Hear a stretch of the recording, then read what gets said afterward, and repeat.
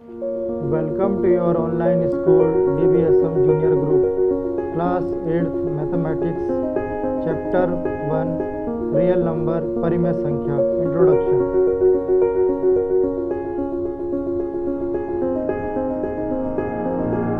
प्यारे बच्चों, गणित की कक्षा 8 की कक्षा में आपका स्वागत है। कक्षा 8 गणित की पहला जो आपका चैप्टर रहेगा, चैप्टर नंबर 1, वो रैशनल नंबर परिमेय संख्या रहेगा। परिमेय संख्या के अंतर्गत परिमेय संख्या के बारे में हम बाद में बात करेंगे। पहले हम बात करते हैं संख्या पद्धति नंबर सिस्टम की। ये नंबरों का सिस्टम आखिर क्या होता है, इसकी शुरुआत कहाँ से होती है। परिमेय संख्या तो कक्षा 8 का टॉपिक है, कक्षा 8 का विषय है, पहला चैप्टर का नाम ही परिमेय संख्या है। लेकिन यदि हम बात करें कि इस संख्या शुरू कहाँ से होती है, तो सबसे पहले आपको कक्षा 6 में प्राकृत संख्याओं से परिचय कराया गया था। क्या होती है प्राकृत संख्याएं, इसको एक उदाहरण के माध्यम से हम समझेंगे। मान लीजिए ये टोकरी है और टोकरी में कुछ आम रखे हुए हैं। मैंने एक बच्चे को भेजा, मैंने बोला बेटा टोकरी में कितने आम हैं गिन के बताओ। बच्चा क्या गिनेगा सर, 1 2 3 4 5 और जितने भी आम होंगे वो आमों की संख्या आके मुझे बताएगा। तो बच्चों उसने गिनना कहाँ से प्रारंभ किया, 1 से। ठीक, तो वह संख्याएं जो गिनने में हमारी मदद करती है, गिनती वाली संख्या जिनको हम कहते हैं, उसको हम कहते हैं प्राकृत संख्याएं। अंग्रेजी में इसको हम नेचुरल नंबर कहते हैं और इसलिए हम इसको एन से दिखाते हैं। तो वे संख्याएं जो हमें गिनती गिनने में मदद करती हैं, गिनने वाली संख्याएं होती हैं और जिनकी शुरुआत 1 से होती है। भाई कोई इसमें कुछ बच्चे बैठे हैं, मैं कहूँ कि एक बच्चे को भेजो कि कक्षा 7 में बच्चों की संख्या मुझे बताओ, तो वो कहेगा, वो गिन के आएगा सर 1 2 3 4 5 6 7 8 9 10, जितने बच्चे बैठे होंगे वो आके हमको बताएगा। तो उसने गिनती की शुरुआत कहाँ से करी, 1 से करी। ठीक है, तो वे संख्याएं जो गिनने में हमारी मदद करती हैं उनको हम कहते हैं प्राकृत संख्याएं या नेचुरल नंबर इंग्लिश में। इनकी शुरुआत 1 से होती है, 2 3 4 जो गिनती वाली संख्याएं होती हैं और कहाँ तक जा रही है हमको नहीं पता। भाई कितनी भी गिनती हो सकती है, लाखों करोड़ों, कहाँ तक जा रही है कुछ नहीं पता। तो लेकिन ये बात है कि इसकी शुरुआत 1 से होती है। तो यदि कोई आपसे पूछे सबसे छोटी प्राकृत संख्या, तो आपको ऐसा 1 और सबसे बड़ी आपको नहीं पता नहीं कहाँ तक जा रही है। तो ये होता है बच्चों नंबर सिस्टम का पहला जो अंक संख्या है उसको हम प्राकृत संख्या से डिनोट करते हैं और ये होता है प्राकृत संख्याओं का समूह, मतलब ऐसी संख्याओं का समूह जिसमें हम गिनती वाली संख्याओं को रखते हैं। इसके बाद आता है बच्चों पूर्ण संख्या। ये भी आपको कक्षा 6 में बताई गई थी। तो पूर्ण संख्याओं से भी आप लोग परिचित हैं। अब पूर्ण संख्याएं क्या होती हैं, तो देखिए मैं क्या करता हूँ, पहले मैंने अपनी प्राकृतिक संख्याएं लिखी 1 2 3 4 और ये अनंत। अब मैंने क्या किया, इन प्राकृत संख्याओं के समूह में मैं यदि 0 को और मिला दूं, तो अब ये मुझे बच्चों संख्याओं का जो समूह मिला है वो हमारा कहलाता है पूर्ण संख्याओं का समूह। और इसको हम W से दिखाते हैं, क्योंकि आपको पता है कि पूर्ण संख्या को हम अंग्रेजी में होल नंबर कहते हैं, WHOLE, इसलिए इसको हम W से दिखाते हैं। तो क्या बोला, प्राकृत संख्याओं के समूह में देखिए यहाँ से यहाँ तक ये प्राकृत संख्या है। प्राकृत संख्याओं के समूह में यदि आप 0 को और मिला दें तो इस प्रकार जो संख्या का समूह आपको मिलेगा वो कहलाएगा पूर्ण संख्याओं का समूह। मान लीजिए ये टोकरी में बच्चे सारे आम खा गए और मैं किसी बच्चे को बोलूं कि बच्चों अब तू जाओ वहाँ पे और आप मुझे बताइए कि टोकरी में कितने आम हैं। तो बच्चा तो देख के चौंक जाएगा, कहेगा सर टोकरी में कोई आम नहीं है, आम सब खत्म हो गए। तो कोई आम नहीं मतलब 0 आम है। तो हमने क्या किया, प्राकृत संख्या के समूह में यदि आप 0 को और मिला दें तो इस प्रकार जो संख्या का समूह आपको मिलेगा उसको हम क्या कहते हैं, पूर्ण संख्या का समूह, और इसको हम W से दिखाते हैं। आप क्लियर यहाँ तक? उम्मीद करता हूँ आपको यहाँ तक बात समझ में आ गई होगी। इसके बाद बच्चों आपको कक्षा 7 में पढ़ाया गया था, इसके बाद जो संख्या आती है वो आती है बच्चों पूर्णांक संख्याएं। ठीक, और पूर्णांक को अभी हम बाद में बताएंगे इसको किससे दर्शाते हैं। पहले आप समझ लीजिए पूर्णांक संख्याओं में क्या क्या आता है। तो देखिए ये सभी पूर्ण संख्याएं आती हैं, उसके अंतर्गत रख दीजिए इसको 0 1 2 3 4 और ये अनंत। ठीक है, मैंने सभी पूर्ण संख्याएं रख दी। अब मैं क्या करता हूँ, ये जो मेरी प्राकृत संख्याएं है ना, जो गिनती वाली संख्याएं हैं 1 2 3 4, इसका मैं ऋणात्मक यदि ले लूं, आप जानते हैं 0 के बाईं तरफ ऋणात्मक संख्याएं होती हैं, -1 -2 -3 और ये आपका अनंत था। तो क्या किया हमने, अब पहले हमने पूर्ण संख्याएं ली और पूर्ण संख्या के बाद में हमने इन प्राकृत संख्याओं का ऋणात्मक मान भी ले लिया। तो इस प्रकार बच्चों जो हमें संख्या का समूह मिला वो हमारा कहलाता है पूर्णांक संख्याओं का समूह। पूर्णांक के ध्यान से देखिए 3 प्रकार की संख्याएं आ गई। 0 के बाईं तरफ वाली संख्याएं हमारी ऋण पूर्णांक कहलाती हैं, क्योंकि ये ऋणात्मक संख्याएं हैं। किसकी ऋणात्मक है, इन प्राकृत संख्याओं की ऋणात्मक संख्या है, तो इसको हम कहते हैं ऋण पूर्णांक या नेगेटिव इंटीजर। इंटीजर इसको अंग्रेजी में कहते हैं हम लोग ऋण पूर्णांक। अब देखिए 0 के जो दाईं तरफ संख्या है, आप जानते हो आप प्लस लगाते हैं, प्लस वाली संख्याएं आती हैं, तो ये सभी संख्याएं बच्चों हमारी हो गई धनात्मक पूर्णांक। ठीक, धनात्मक, इसको हम पॉजिटिव इंटीजर कहते हैं। और ये जो बीच में बचा शून्य बच्चों, ना तो ये ऋणात्मक होता है ना ये धनात्मक होता है, ये होता है जीरो इंटीजर, शून्य पूर्णांक। इसको हम केवल शून्य कहते हैं। लेकिन बच्चों ये भी पूर्णांक संख्याओं के समूह के अंतर्गत आता है। तो इस प्रकार पूर्णांक 3 प्रकार से मिलकर बनता है, ऋण पूर्णांक, शून्य और धनात्मक पूर्णांक। ठीक, तो इस प्रकार जो हमें संख्याओं का समूह मिलता है वो कहलाता है पूर्णांक संख्याओं का समूह। अब आप कहेंगे सर जैसे प्राकृत संख्याओं को n से दिखाते थे, पूर्ण संख्याओं को w से दिखाते थे, तो पूर्णांक संख्याओं को किससे दिखाएं, तो बच्चों इसको हम दिखाते हैं z से। तो आपको सर ये z कहां से आ गया, तो z बच्चों एक जर्मन भाषा का शब्द है। जर्मनी एक देश है, आपको पता है, वहां से ये लिया गया है। वो शब्द है सेलन। क्या है वो शब्द, सेलन। सेलन को यदि अंग्रेजी में लिखेंगे तो ऐसे लिखेंगे, ये हो गया आपका सेलन। सेलन का जो ये z है ना बच्चों, यही यहाँ लिया गया है। जर्मनी में सेलन का मतलब होता है गिनना, कुछ काउंट करना, कुछ गिनना। तो जर्मन भाषा से शब्द निकला है। उन्होंने ही पूर्णांक जो संख्याएं हैं उनको z से दिखाया है। तो ये z कहां से आया, कोई आपसे पूछे तो आप कहोगे सर ये z आया है जर्मन भाषा के शब्द सेलन से। और सेलन देखिए ऐसे लिखते हैं, इसका z यहाँ पे लिया गया है, इसको z से दिखाते हैं। बात क्लियर है आप तक? तो ये होगी पूर्णांक संख्याएं। अब इसके बाद क्या आती है पूर्णांक संख्याओं के बाद, तो अब देखिए बच्चों, अब सारी संख्याएं ऐसे तो नहीं होती हैं, बहुत सारी संख्याएं होती हैं। आपने देखी होंगी, कुछ संख्याएं आपने भिन्नों के रूप में देखी होंगी, जैसे 1/2 हो गया, जैसे कि ये 3/4 हो गया, जैसे कि ये 5/3 हो गया। ये सभी संख्याएं आपने पढ़ रखी हैं, भिन्नों वाली संख्याएं हैं, ये भिन्न वाली संख्याएं। तो इस प्रकार की संख्याएं भी तो मौजूद हैं, इसको हम क्या कहते हैं। तो बच्चों हम बात कर रहे थे कि ये भिन्नों वाली संख्याएं भी तो हमारे सिलेबस में है, हमने देखी है संख्याएं भी। तो इस प्रकार की संख्याओं को हम क्या कहते हैं। जैसे मैं यदि आपसे पूछूं कि बच्चों मुझे बताओ कि 1 और 2 के बीच कौन सी संख्या आएगी, तो आप कहोगे सर 1.5 आएगी, 1.5। ठीक, तो 1.5 को हम क्या लिख सकते हैं, इसमें उठाओगे यहाँ 0 आएगा, 5 3 15, 5 दूनी 10, 5 से काटोगे तो ये 3/2 हो गई। ठीक है, तो इसके बीच ये 1.5 को हम 3/2 भी लिख सकते हैं। तो आप यदि मैं आपसे पूछूं बच्चों मुझे बताओ 2 और 3 के बीच कौन सी संख्या आएगी ठीक बीच में, आप कहोगे सर 2 से बड़ी और 3 से छोटी 2.5 आएगी बिल्कुल बीच में, 2.5।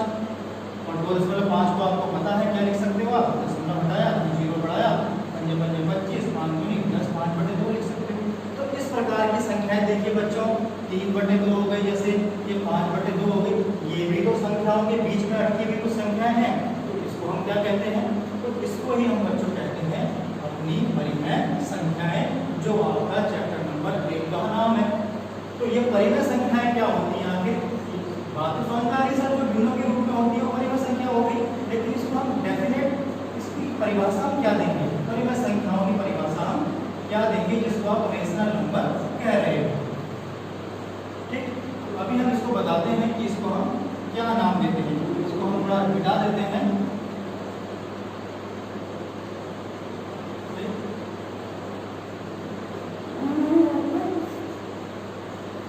ये मिट गया। अब हम बात कर रहे हैं परिमेय संख्याओं की। तो परिमेय संख्या क्या हो गई, देखिए ध्यान से देखिए, ये 1 क्या है, यदि मैं बात करूं तो ये 1 है धनात्मक पूर्णांक। और ये 2 क्या है, ये भी धनात्मक पूर्णांक है। तो जैसे मैंने 1/2 लिखा ना, ये देखिए इसको ध्यान से देखिए, ये क्या है, ऊपर भी धनात्मक पूर्णांक, नीचे भी धनात्मक पूर्णांक। तो ये जो पूर्णांक, इसको मैंने p नाम दे दिया, इसको मैंने q नाम दे दिया। तो ये आखिर है क्या? ये दो पूर्णांकों का अनुपात तो है, और क्या है? ये अनुपात को हम ऐसे लिखते हैं q है, इसको आप ऐसे लिख सकते हैं 1:2, तो 1:2 को हम ऐसे 1/2 भी लिख सकते हैं। तो ये हम क्या कह रहे हैं कि जब दो पूर्णांकों का अनुपात होता है, अर्थात वे संख्याएं जो दो पूर्णांकों के अनुपात के रूप में होती हैं वो परिमेय संख्याएं कहलाती हैं। ठीक, इसकी डेफिनेशन पूरी ये है कि जिन संख्याओं को हम दो पूर्णांकों के अनुपात के रूप में लिख सकते हैं, अर्थात जिन संख्याओं को हम p/q के रूप में लिख सकते हैं, जहां p भी पूर्णांक है और i भी पूर्णांक है, इंटीजर है, तो z लिख सकते हो आप लोग, क्योंकि हमने जो z है ना, तो वो इंटीजर पूर्णांक है ना, वो हमने z से दिखाया था, तो इसको आप z भी दिखा सकते हो। ये भी सब z है, ये भी z है। मतलब जिन संख्याओं को हम p/q के रूप में लिख सकते हैं, अर्थात जहां p और q दोनों पूर्णांक हैं, और एक शर्त और है, जो नीचे वाला जो आपका हर है ना, ये नॉट इक्वल टू 0 होना चाहिए। ये कभी भी 0 नहीं होना चाहिए। क्यों 0 नहीं होना चाहिए ये मैं आगे बताऊंगा। आप केवल इतना समझ लीजिए कि परिमेय संख्याएं क्या होती हैं। वे संख्याएं जिनको हम दो पूर्णांकों के अनुपात के रूप में लिख सकते हैं, जहां ऊपर वाला भी पूर्णांक, नीचे वाला भी पूर्णांक, और जो आपका हर है वो नॉट इक्वल टू 0। या फिर किताब में जो परिभाषा दे रखी है वो इस प्रकार से दे रखी है कि वे संख्याएं जिनको हम p/q के रूप में लिख सकते हैं, जहां p और q दोनों पूर्णांक हैं, और जो ये नीचे हर है ना, ये कभी भी 0 नहीं हो सकता है। अब ये 0 क्यों नहीं हो सकता है? तो अभी देखिए बच्चों, मैंने पूर्णांक संख्या दी थी 5 और इसके बदले मैंने 0 लगा दिया, तो मुझे आप इसका उत्तर बता सकते हो? अब 0 से जब इसको भाग करोगे आपको कुछ उत्तर प्राप्त होगा? नहीं, इसका उत्तर परिभाषित ही नहीं है। आप लिखोगे सर आज तक इसकी ये परिभाषित ही नहीं है, अनडिफाइंड है। गणितज्ञों ने इसका आज तक कोई उत्तर ही नहीं निकाला है। यदि किसी संख्या, कोई पूर्णांक संख्या है, उसको यदि 0 से भाग करेंगे तो इसका आपको उत्तर प्राप्त नहीं हो सकता है। इसको अनडिफाइंड हम कहते हैं, या नॉट डिफाइंड बोलते हैं, शॉर्ट में एनडी, नॉट डिफाइंड, जो हमको परिभाषित ही नहीं है। तो जब बच्चों जो चीज परिभाषित ही नहीं है, तो उसको हम किसी संख्या के अंदर रख ही नहीं सकते, उसको नंबर सिस्टम के अंदर रख ही नहीं सकते हैं। इसीलिए बोला जाता है कि जो नीचे वाला हर है वो कभी भी 0 नहीं हो सकता है। तो अब सर क्या ऊपर 0 हो सकता है? बिल्कुल हो सकता है बच्चों। ये जो 0 है ना, इसको आप 0/1 लिख दीजिए, इसका मान आपको 0 ही मिलेगा। इसको आप 0/2 लिख दीजिए, इससे भी आपको 0 ही मिलेगा। ऊपर भले 0 हो जाए, परिभाषा को ध्यान से देखिए। अब जैसे ये 0/1 लिखा मैंने, तो क्या ये परिमेय संख्या है? बिल्कुल है। परिभाषा को ध्यान दीजिए, वे संख्याएं जिनको हम p/q के रूप में लिख सकते हैं, जहां p भी पूर्णांक हो, q भी पूर्णांक हो, और नीचे वाला हर नॉट इक्वल टू 0। बिल्कुल देखिए परिभाषा को मैच कर रहा है, लागू कर रहा है। ऊपर देखिए 0 पूर्णांक है और नीचे 1 धनात्मक पूर्णांक है। तो इस प्रकार हम कह सकते हैं कि 0 जो है वो एक परिमेय संख्या है। क्यों? क्योंकि इसको हम p/q के रूप में लिख सकते हैं, अर्थात दो पूर्णांकों के अनुपात के रूप में इसको हम लिख सकते हैं। तो 0 भले 0 एक परिमेय संख्या है, लेकिन 0 किसी के हर के नीचे नहीं आ सकता है, इसीलिए डेफिनेशन में ये बात दिखाई गई। तो मैं उम्मीद करता हूँ कि आपको एक परिमेय संख्या की परिभाषा पता लग गई होगी कि वे संख्याएं जिनको हम p/q के रूप में लिख सकते हैं, जहां p और q क्या है? पूर्णांक संख्याएं हैं, और जो नीचे वाला हर है वो कभी भी 0 नहीं हो सकता। ये इसकी परिभाषा हो गई। तो इसका हम थोड़ा हम इसको देख लेते हैं। ये मिट गया। अब इसको हम किससे दिखाते हैं? तो वैसे इसका जो नाम है ना रैशनल नंबर, इसका मतलब भी आप समझ लीजिए, ये जो रैशनल नंबर है, रेशो, ये रेशो से मिलकर बना, यहाँ पर पढ़िए रेशो। रेशो कितना हो रहा है? दो पूर्णांकों का रेशो हो रहा है। आपने देखा है कि जो p/q है वो क्या है? वो आपके पूर्णांक ही तो है। तो इसको आप ये दो पूर्णांकों का रेशो होता है, अनुपात होता है, इसलिए इसको रैशनल नंबर हम कहते हैं। अब इसको सर दिखाते कैसे हैं, ये बता दीजिए जरा हमको। चलिए अभी बताते हैं इसको हम दिखाते कैसे हैं। तो बच्चों इसको हम q से दिखाते हैं। अब सर ये q क्या है? तो q बच्चों क्वोशिएंट। क्वोशिएंट का यदि मैं आपको हिंदी मतलब बताऊं तो इसका मतलब होता है भागफल। अब भागफल कहाँ से आ गया? जब बच्चों जो दो संख्याएं होती हैं जिनको हम अंश और हर के रूप में लिखते हैं, मतलब बटे के रूप में लिखते हैं, तो इससे भाग देके कुछ ना कुछ भागफल तो मिलेगा ही ना, तो वो जोड़ा गया है यहाँ पे, वो क्वोशिएंट यहाँ पे जोड़ा गया है। आपको यही समझना है कि परिमेय संख्याओं को हम क्यों से दिखाते हैं, इसके समूह को। तो इसकी परिभाषा क्या हुई? आप लिखोगे सर, जिन संख्याओं को हम p बटे q के रूप में लिख सकते हैं, जहाँ p और q, ऐसे लिखोगे आप, जहाँ ये p और q हमारे पूर्णांक हैं। दो शर्तें हैं इसकी, ये दोनों पूर्णांक होने चाहिए, और दूसरी शर्त क्या है? जो नीचे वाला आपका पूर्णांक है वो नॉट इक्वल टू 0 होना चाहिए। तो ये बन गई बच्चों इसकी पूरी पूरी क्या डेफिनेशन बन गई, और मैं उम्मीद करता हूँ कि आपको एक डेफिनेशन याद हो गई होगी। ठीक, तो इसके कुछ उदाहरण आप लोग लिख सकते हैं स्वयं, और तो आसानी से लिख सकते हैं। इस उदाहरण जैसे एग्जाम्पल यदि मैं बात करूँ तो ये हो गए हमारे एग्जाम्पल, 1/2 परिमेय संख्या है, 3/2 परिमेय संख्या है, हमारी 0 भी परिमेय संख्या है, हमारा कोई पूर्णांक जो है वो 2 भी एक परिमेय संख्या है, क्योंकि इसको ही बच्चों हम 2/1 अर्थात 3/2 के रूप में लिख सकते हैं। तो ये थी बच्चों परिमेय संख्या की कहानी।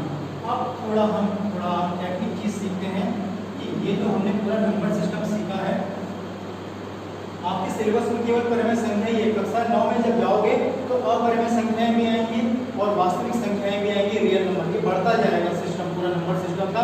लेकिन जितना आपके सिलेबस में है मैं आपको उससे परिचय करा देता हूँ। तो सबसे पहले हमने आज क्या सीखा है, यदि हम आज नोट करें, यदि हम उसको रिवाइज करें, हमने क्या सीखा है आज, तो हम अभी देखते हैं हमने आज क्या क्या सीखा है।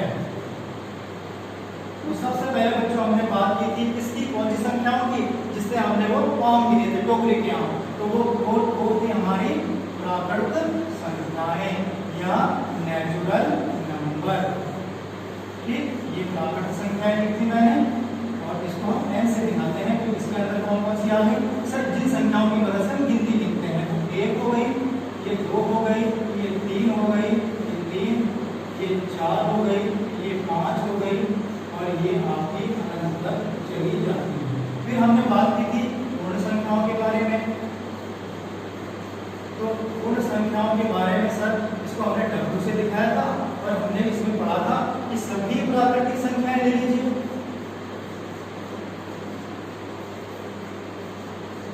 और सर इसके अंदर 0 को मिला दीजिए। तो इस प्रकार जो संख्या का समूह मिलेगा वो पूर्ण संख्याओं का समूह होता था। इसके बाद हमने बात की थी पूर्णांक संख्याओं, कक्षा 7 में आपको पढ़ाई गई। इसको हम जर्मन भाषा सेलन से दिखाते थे, सेलन से जड़ दिया गया है, और इसमें हमने देखा था यदि सभी पूर्ण संख्याओं को आप ले लें और साथ ही साथ इस संख्या के समूह में ये प्राकृतिक संख्याओं का ऋणात्मक भी ले लें, तो -1 हो गया, -2 हो गया, -3 हो गया, -4 हो गया, और ये तो अनंत तक जा रहा है। तो इस प्रकार जो संख्याओं का आपको समूह मिलता था वो कहलाता था पूर्णांक संख्याओं का समूह। हमने देखा था पूर्णांक संख्याओं में 3 प्रकार की संख्याएं आती थी, ऋणात्मक संख्याएं, शून्य पूर्णांक और ये धनात्मक पूर्णांक। इसके बाद हमने बात की थी परिमेय संख्याओं की, जो आपका पहला चैप्टर है, इसको हम Q से दिखाते थे। तो इसमें हमने बात की थी जिन संख्याओं को हम p/q के रूप में लिख सकते हैं, जहाँ p और q पूर्णांक था, और जो नीचे वाला है वो नॉट इक्वल टू 0, कभी 0 नहीं हो सकता है, उसको हमने परिमेय संख्या कहा था। अब ध्यान से देखिए, मैं आपसे जो पूछ रहा हूँ मुझे उसका जवाब चाहिए। यदि मैं आपसे पूछूं बच्चों क्या सभी प्राकृत संख्याएं पूर्ण संख्या होती हैं, ध्यान से सुनिए मैं क्या पूछ रहा हूँ, क्या ये सभी प्राकृत संख्याएं पूर्ण संख्या हो सकती हैं?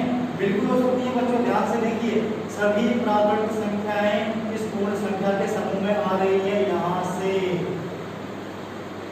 ठीक, तो क्या था, हाँ सर, सभी प्राकृत संख्याएं पूर्ण संख्या के समूह में आ रही हैं, इसलिए हम कह सकते हैं कि सभी प्राकृत संख्याएं पूर्ण संख्या होती हैं। यस, अब आगे मैं पूछूं, बताओ बच्चों मुझे, क्या सभी पूर्ण संख्याएं पूर्णांक संख्या हो सकती हैं? तो ध्यान से देखिए मैं क्या पूछ रहा हूँ, सभी पूर्ण संख्याएं, देखिए यहाँ से लेकर यहाँ तक ये सभी पूर्ण संख्याएं इस पूर्णांक संख्या